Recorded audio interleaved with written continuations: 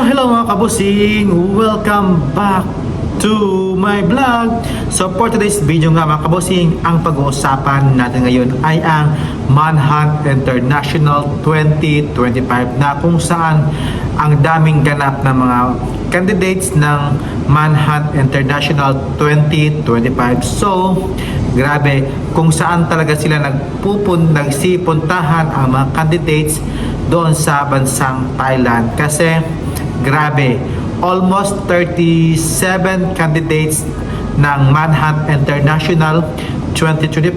Grabe, hindi ko talaga ma-explain kung sino talaga ang mag-uuwi ng corona bilang isang Manhunt International 2025. So, yung mga activities nila, nagsigalaan sila doon sa buong Thailand mga kabosing, at syempre ginanap na nga ang kanilang preliminary competition ng Manhunt International 2025. Grabe talaga yung kanilang swimwear, yung kanilang national costume mga kabosing, yung kanilang formal wear at yung kanilang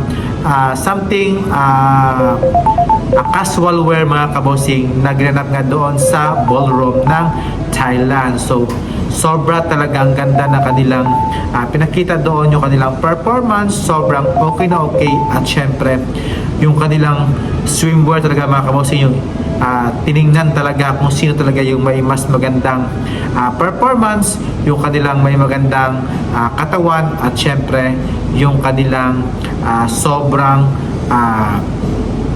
ganda ng katawan niya, yung kanilang pag-form ng kanyang body. So, grabe, andyan na nga dyan yung mga napipisil ko talagang manalo, si Venezuela, at syempre si Brazil, si Panama, si Peru, andyan din, si Philippines also, si Mexico, andyan din, at syempre ang dami-dami yan, si Cambodia, si Myanmar, andyan din yung mga sa mga Asia, at also si Korea nga mga kabosing. Sobra talagang dami at grabe, well deserved talaga yung mga candidates sa sobrang maraming kaya yung mga candidates, mahirapan talaga ang mga judges kung sino ang ipapanalo nila sa Manhunt International 2025.